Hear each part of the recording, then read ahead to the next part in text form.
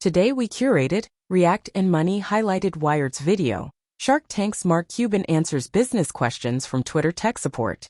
Mark Cuban, the renowned entrepreneur and investor, shares succinct yet powerful insights on entrepreneurship, business challenges, and life as tech mogul. From the significance of saving money before diving into entrepreneurship to disrupting industries, Cuban's responses provide practical wisdom and a glimpse into the mindset of a seasoned business leader. At Young Entrep Hub, what will be your best advice to those who are thinking of leaving their full-time jobs to become a full-time entrepreneur? Save your money first. Don't just leave unless you know what the hell you're doing. We hear all these stories about all these people who quit their jobs, started a company, and made all this money. What you don't hear are the stories of the people who quit their jobs, started a company, and failed miserably and are now working at a job they hate. Before you quit, be prepared, know what you're doing, save your money, have at least 6 months to live off if you can, and then maybe you're ready to start your business. Our React and Money highlighted. Mark Cuban's money advice to aspiring entrepreneurs is a practical and sobering reminder of the importance of financial preparedness and strategic planning.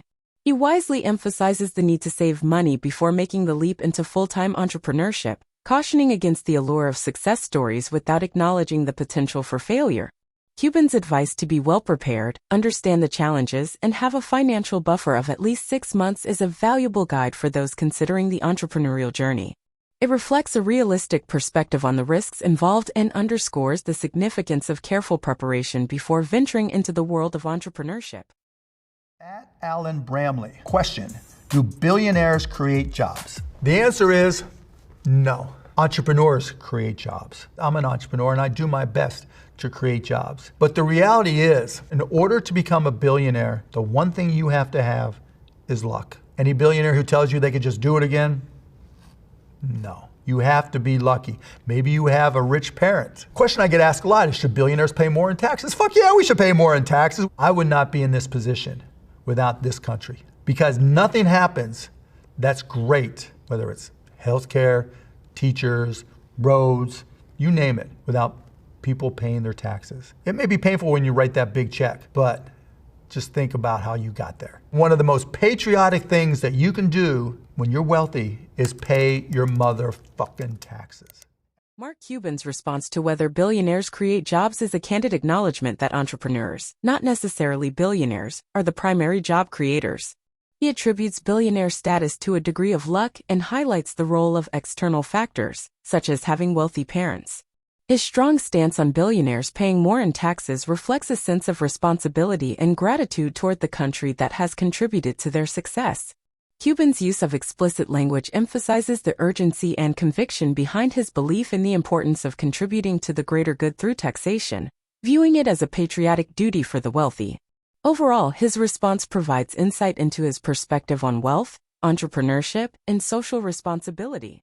At JCBAYC, you have 6 months to make as much money as possible. All you have to start with is a phone and $500 in cash. What are you doing? JCBAYC, that is the best question I have ever been asked in my entire adult life. I am really good at sales. I'm gonna find a sales job because I already know that if I'm on to my last $500 and all I have is a phone, I am going to get that job and I'm gonna learn more about that industry than anybody on the planet. And I'm gonna set a commission as high as I possibly can. And 3 months in, when I've demonstrated that I am the best salesperson in the history of that company, I'm gonna walk into my boss's office and I'm gonna tell him, or her, you're either gonna pay me this amount of money to keep me, or I'm gonna start my own business selling this stuff. That is exactly what I would do. Everything always goes back to sales, no matter what. Mark Cuban's response to the hypothetical scenario of having 6 months, a phone, and $500 to make as much money as possible reflects his confidence in his sales skills and strategic thinking. He emphasizes the importance of finding a sales job where he can leverage his expertise and determination to excel in the industry. Cuban's plan involves setting a high commission, demonstrating his capabilities within the first 3 months, and then using that success as leverage for negotiations, either securing a higher salary or launching his own business in the same field. His approach underscores the fundamental role of sales in business success and the value of being the best in a given domain. The response showcases Cuban's practical mindset, emphasizing the significance of tangible skills, negotiation, and a proactive attitude in maximizing opportunities. Overall, it provides valuable insights into his entrepreneurial mindset and strategic approach to financial challenges. At AnJane_1. If you buy shares of a sports team, is it a gamble or an investment? It's a gamble because you're a minority shareholder. You have no rights. Mark Cuban succinctly characterizes buying shares of a sports team as a gamble, attributing it to being a minority shareholder with limited rights. This concise response underscores the speculative nature and lack of control associated with such an investment. Mike 25748592X. Question: is the customer always right? No! The customer is rarely right.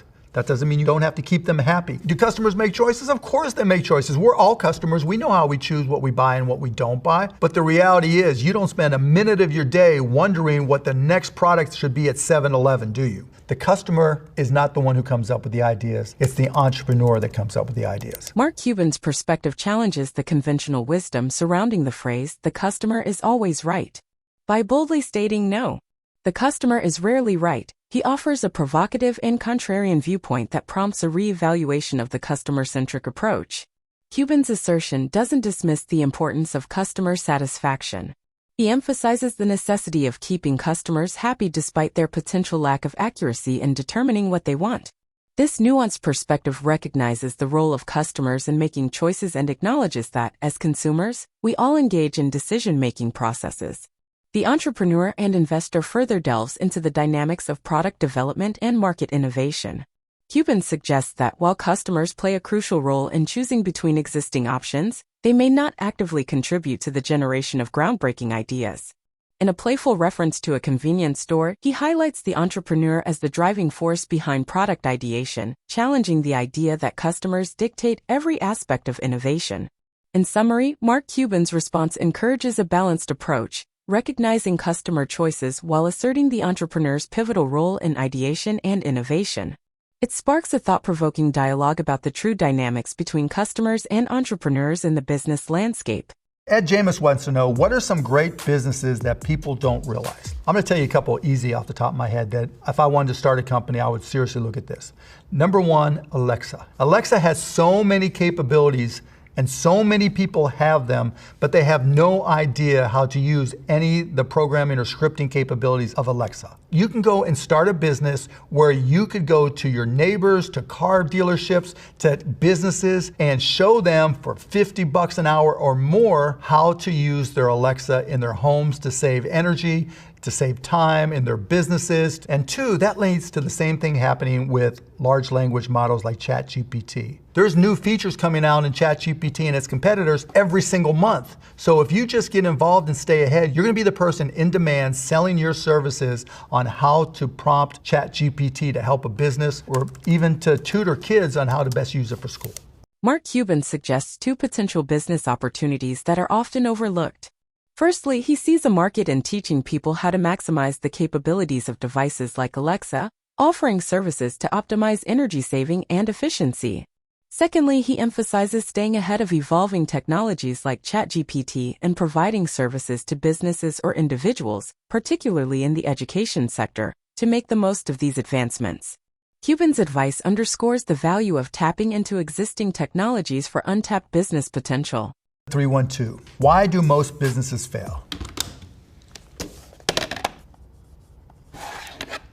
Number one, sales. No business has ever succeeded without sales. Period. End of story. Number two, preparation. When you go to start a business, have you done all the homework to know about your industry, your competition, your products, the profitability, your customer base, their demographics? You need to know these things. Three, effort. It is not easy starting and running a business. It's hard. If it was easy, everybody would do it. And four, brains. You got to be smart. You got to learn this stuff. You got to put in the effort. You have to be curious in order to be successful at business. You do these four things, Blessing, and you'll be okay. Company doesn't do them, they're in deep trouble.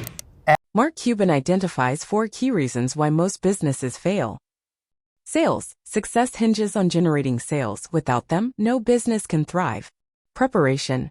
Thorough research and understanding of the industry, competition, products, profitability, customer base, and demographics are crucial before starting a business.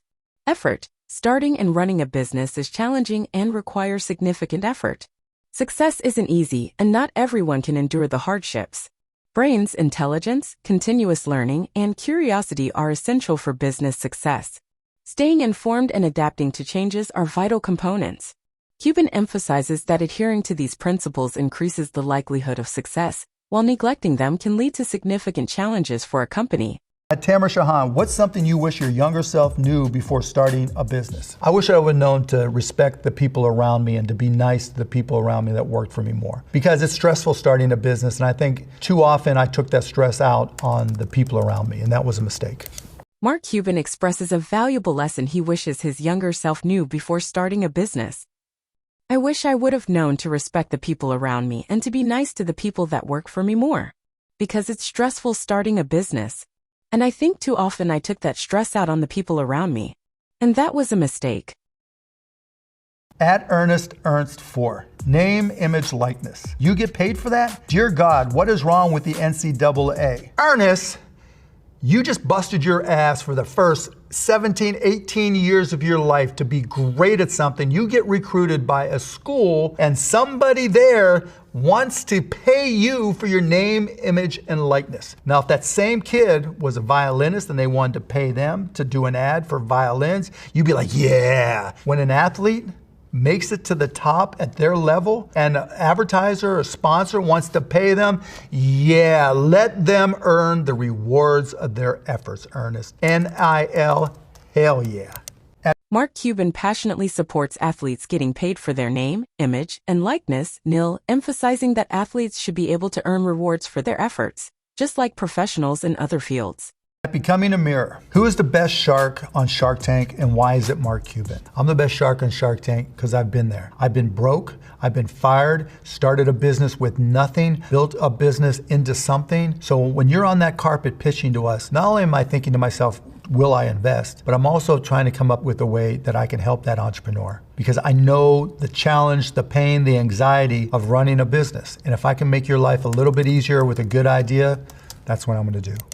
Mark Cuban believes he is the best shark on Shark Tank due to his personal journey of overcoming financial hardships, facing job loss, and successfully starting and growing a business with limited resources. His self-made success story, from being broke to building a thriving business, allows him to empathize with the entrepreneurs pitching on the show.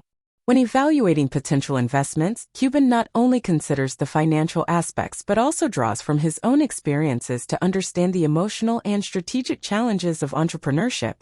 He sees beyond the pitches, actively thinking about how he can provide valuable insights and support to the entrepreneurs beyond just a financial investment. This unique perspective comes from having walked in the shoes of those seeking investments on the show. Cuban's approach goes beyond the typical investor mindset. He aims to make the lives of entrepreneurs easier by offering practical advice and solutions, leveraging his understanding of the pain, challenges, and anxieties associated with running a business. In essence, his effectiveness as a shark is rooted in a combination of financial acumen, empathy, and a genuine desire to contribute to the success of the entrepreneurs he chooses to invest in. Bash Terminal. Can anyone explain in layman terms what is Series A, B, C, D funding? I don't know why people apply these letters. It's just the chronological order in which you raise money. That's it. Pre-seed, seed, Series A, Series B, Series C, Series D. That's it. It can come from anybody. It can come from mom, it can come from dad, it can come from your aunt, your uncle, a venture capitalist. What is venture capital? Venture capital is a vulture that sits in an office telling you how smart they are and how they're going to give you money in exchange for too much of your company, to give you too little support, to end up trying to push you to do things that you don't want to do just so they can get their money back. But other than that, I have no problem with them. Mark Cuban simplifies the concept of Series A, B, C, D funding by breaking it down into a chronological order of raising money. He dismisses the significance of the letters, emphasizing that they merely represent different stages of fundraising: pre-seed, seed, Series A, Series B, Series C, and Series D. The source of funding can vary, ranging from family members to venture capitalists. Cuban takes a somewhat humorous and critical stance on venture capital, describing it as a vulture sitting in an office. He portrays venture capitalists as individuals who boast about their intelligence, provide funding in exchange for a substantial portion of the company, and offer insufficient support. Additionally, he suggests that venture capitalists may attempt to influence entrepreneurs to make decisions that may not align with their original vision, all in pursuit of securing their investment returns. C. Waring, what is the most common mistake you see entrepreneurs make? They focus completely on raising money. The less money you raise, the better, because that's how you own more of your company. Because when you raise money, you have to give away part of your company. So the biggest, most important rule is understanding that raising money is not an accomplishment, it's an obligation.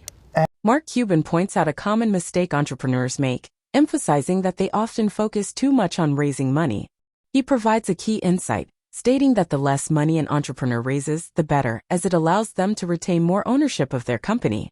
Cuban stresses the crucial understanding that raising money is not an accomplishment but rather an obligation, since it involves giving away a portion of the company in exchange for funding. This perspective encourages entrepreneurs to prioritize ownership and be strategic about fundraising efforts. At Mahavir_Jin, what are the 3 daily habits or practices that have significantly contributed to your success? Read. Gotta learn. 2, be curious. Shit changes. You gotta always be curious. You gotta know what's up. You gotta stay on top of it. 3, be agile, because the shit's changing, because you're learning all this new stuff that you're curious about. You always gotta be agile and be able to adapt. And 4, ABS. Always be selling. You gotta always be selling, because that's the way businesses work. You do those things, you're gonna crush it. And the 4th, that was a bonus. I said 3 things, I can't count. Mark Cuban shares 3 key daily habits that significantly contributed to his success. Read. Cuban emphasizes the importance of continuous learning through reading. Staying informed and acquiring knowledge is a fundamental part of his routine. Be curious. He highlights the necessity of curiosity, emphasizing the ever-changing nature of the business landscape. Being curious and staying informed about industry developments is crucial. Be agile. Acknowledging the dynamic nature of business, Cuban stresses the need to be agile and adaptable. This involves embracing change and being able to pivot in response to new information or circumstances. As a bonus, he adds a 4th habit. Always be selling. ABS. Cuban underscores the significance of sales in business. Constantly promoting and selling your product or service is essential for success. Cuban's advice encourages a combination of learning, adaptability, curiosity, and a proactive approach to sales for aspiring entrepreneurs. Joe Bass HD, what is the difference between cost per acquisition CPA and customer acquisition costs CAC? Well, let's just start with cost per acquisition. This is the amount it costs you to acquire a customer. Then there is customer acquisition cost. That is your cost to acquire a customer. So the only thing missing between these two is the equal sign between them to tell you that they are pretty much the exact same thing. Typically what happens is people will go and advertise on social media platform and they'll spend $1,000. And after the week or whenever it is till it runs out, they'll look to see how many customers that they have. Let's just say they have 100 customers. Then you just do the math. 1,000 divided by 100 gives you, for all the math whizzes out there, $10. Now, what is that $10? That's your customer acquisition cost or cost per acquisition. Cuban emphasizes that these terms are often used interchangeably, with the only difference being the way they are expressed. Whether referred to as CPA or CAC, both metrics aim to quantify the expense associated with acquiring a new customer, typically calculated by dividing the total cost of acquisition by the number of customers gained. Understanding these metrics is crucial for businesses to assess the efficiency and effectiveness of their customer acquisition strategies. Keep on trucking 78. As a business owner, when is it time to call it quits, walk away, give up, sell, move on, cut your losses? You get the idea. That decision typically is going to be made for you. You can't pay your bills, you can't pay your employees, you can't pay your bank loan, and somebody's coming in and telling you, look, Mark, the game's over. It's the worst feeling ever. Just because the shit hits the fan and things are going wrong, that's never the time. You only close up shop when you have no choice. Or if someone offers you so much money, it's just like, hell yes, then you look at selling it. Are you ready to take another step in your life? Is the most important thing to you running that business, regardless of how much it's worth? Or is there so much money involved here that you can change your life? Like when I sold my first business, I retired and bought a lifetime pass in American Airlines. The most valuable asset to me wasn't the money, it was the time the money could buy. You have to make your own decision on what's most important to you. Mark Cuban advises that the decision to quit a business is often made for you when you can no longer meet financial obligations, such as paying bills, employees, or loans. The critical factor is reaching a point where someone is telling you, the game's over. This situation, he acknowledges, is the worst feeling. Cuban emphasizes that facing challenges or tough times in business doesn't necessarily mean it's time to quit. The ultimate decision comes when there's no other choice, or when an irresistible offer is presented, such as a significant amount of money that could change your life. He also highlights the importance of considering whether running the business is the most crucial aspect of your life or if the potential financial gain could significantly impact your life. Cuban shares his own experience of selling his first business, noting that the most valuable asset to him wasn't just the money but the time the money could buy. Ultimately, he advises making the decision based on what's most important to you.